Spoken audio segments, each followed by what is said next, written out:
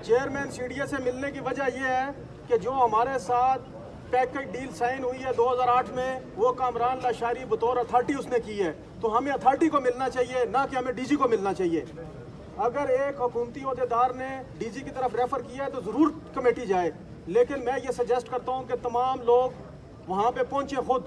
बेशक अंदर जाने की 4-6 लोगों को इजाज़त होगी।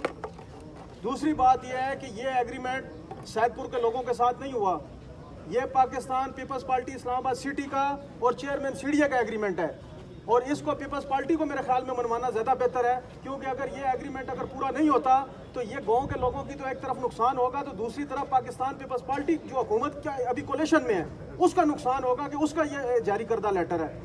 गो बाबर साहब उस टाइम प्रेसिडेंट थे, बाबर साहब के नाम से लेटर जारी हुआ है, लेकिन उनका ओहदा था कि वो president Peoples Party Islamabad city हैं। अगली गुजारिश ये है कि नेशनल पार्क होने की वजह से हमें ये हक हासिल है कि नेशनल पार्क एरिया में ना तो नई कंस्ट्रक्शन की जा सकती है जो सीडीए वायलेशन खुद कर रही है, और ना ही यहाँ पे पुरानी आबादी को छेड़ा जा सकता है। ये मोहतरमा बेनज़ीर भुट्टो ने जो रूल बनाया है जब वो फर्स्ट टाइम प्राइम मिनिस्टर बनी थी, उसकी कापी भी हमारे पास मौजूद है। हमारे पास ये राइट है कि हम यहाँ रहाइश रख सकते हैं। अगली बात यह है कि जो नेगोशिएशन की बात है, किराएदारी की बात है या बाकी चीज़ों की बात है, अगर हमारे सीडीए ने ड्यूज क्लियर कर दिए हैं तो हम अपने किराएदारों वाले घर भी बने हुए सीडीए को दे देंगे।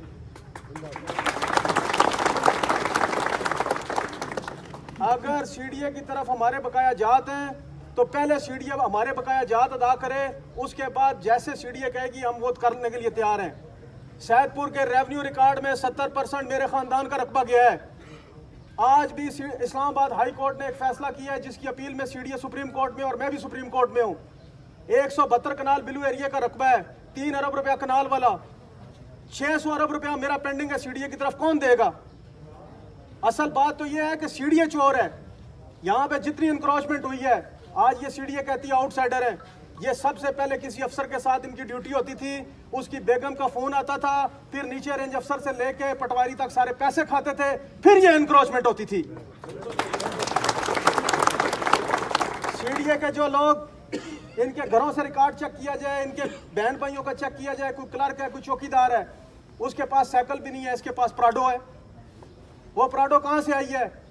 मेरे सामने अल्ताफ भर्ती हुआ था यहाँ पे फॉरेस्टर, इस वक्त इसके अकाउंट में 3 करोड़ रुपया पड़ा हुआ है, मैं रिकॉर्ड दे सकता हूं। सैदपुर में मस्जिद का बोर हुआ है, मेरे पास कंप्लेंट आई है कि मस्जिद के बोर पे भी 10,000 उसने लिया है। ये इस किस्म का यजीद और शिमर है कि जो मस्जिद के बोर के पैसे नहीं छोड़ता। हमें सबसे पहले ये चाहिए कि चेयरमैन सीडीए और डीजी हो, उसे कहें कि आप खुली कचहरी लगाएं, हम आपका तावन करते हैं, आपको रिकॉर्ड पेश करते हैं कि कौन कौन करप्ट है। ऐसा तो नहीं है कि सीडीए हमसे पैसे भी ले, रिश्वत भी ले, उसके बाद हमारे घरों को भी डिमॉलिश करे। ये किधर का कानून है?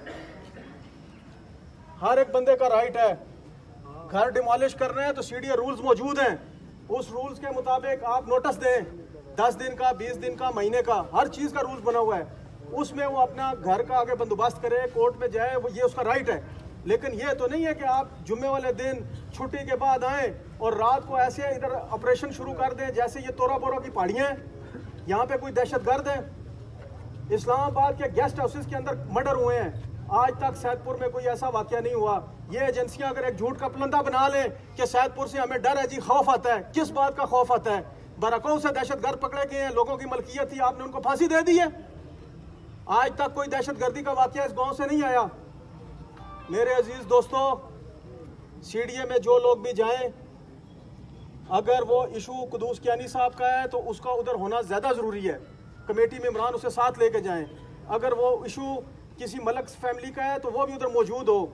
ऐसा ना हो कि यहाँ पे जैसे कुदूस कियानी साहब ने बात की है जी कि कुर्बानी देनी पड़ेगी, कुदूस कियानी साहब कह दें जी कि फ़लाने मलक का, फ़लाने कुरैशी का, फ़लाने राजा साहब का घर गिरेगा और वो राजा साहब, मलक साहब कुदूस कियानी साहब को गलियाँ देते हों। कुर्बानी के लिए जिस बंदे को कुर्बानी के लिए पेश किया जा रहा है उसका वहाँ होना ज़रूरी है। बिल्कुल। इसके अलावा एक चीज़ आपको बहुत ज़रूरी बतानी है कि जिस लेटर का बार बार हवाला दिया जा रहा है, अल्हम्दुलिल्लाह वो हमारी जद्दोजहद से जारी हुआ था और उसकी नोटिफिकेशन के बाद जो पहला घर भी बना था वो मेरा ही बना था। उस नोटिफिकेशन की रोशनी में सीडीए बॉन्ड है, किसी का घर गिराएगी तो सैदपुर के अंदर बना के देगी। और ये नोटिफिकेशन अदालत में भी काबिल कबूल है, और वो बंदा CDA से तो ट्रांसफ़र हो गया, रिटायर हो गया, कामरान लाशारी, लेकिन जिनके साथ उनका एग्रीमेंट हुआ है वो हमारे सामने इस टाइम मौजूद है। इनको भी हम हर जगह कोर्टों में जिधर ज़रूरत होगी लेके जा सकते हैं। पुरअमन प्रोटेस्ट बहुत ज़रूरी है, एहतजाज रिकॉर्ड कराना बहुत ज़रूरी है। आज अगर कोई फैसला होता है तो कल हम प्रेस क्लब तक एक रैली लेके जाएं, बाकायदा उसमें चेयरमैन CDA, और इनको देखें इस वक्त इंटीरियर के 4 मिनिस्टर बैठे हुए हैं। शाजिया मरी साहब MNA हैं, उनकी और चेयरमैन CDA की तल्ख कलामी हुई है इसी वजूहत पे कि इस्लामाबाद में तो अरबों रुपए का घपला हो रहा है, तो या गरीबों के घर गिराए जा रहे हैं। मेरे अजीज़ दोस्तों, हमारे सिर्फ घरों का मसला नहीं है, हमारे बकाया जात मालकाना हकूक़ के जो मार्केट वैल्यू है, ये हाई कोर्ट ने फैसला दे दिया है। CDA ने स्टे लिया हुआ है सुप्रीम कोर्ट में। हम चेयरमैन का गले बांध पकड़ सकते हैं अगर आप सबकी ताकत साथ होगी कि भाई हमारा मार्केट रेट दो।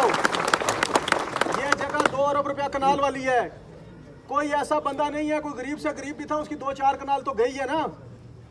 हकूक जिनके बकाए हैं खरबों रुपये पेंडिंग है। आखिरी बात करना चाहूंगा कि 4500 कनाल शामलात है सैदपुर की, 4500 कनाल DC इस्लामाबाद के पास केस पेंडिंग पड़ा हुआ है 70 साल से, उसको कौन परस्यू करेगा। मैं अपनी फैमिली की तरफ से 1/4 का मैं मालिक हूँ। मैं ऐलान करता हूँ कि मैं गांव के हक में विड्रॉ कर लूंगा अगर CDA मालकाना हकूक आपको देती है तो। 1/3 का बाकी गांव के जो मालकान है, इंशाल्लाह मुझे उम्मीद है कि हम उनसे भी रिक्वेस्ट करेंगे और यही ऐलान करवाएंगे इंशाल्लाह। आज सैदपुर की 70% आबादी शामलात पे बैठी हुई है, जिस शामलात की हम में से किसी ने कोई पेमेंट नहीं ली, और CDA कहती है हमने एक्वायर कर लिया। तुमने क्या एक्वायर कर लिया है, किसको पेमेंट दी है? ये तेरे बाप की जगह है। मेरे दोस्तों, किसी बंदे ने अभी तक जाके मेरे समेत शामलात का इंतकाल नहीं करवाया।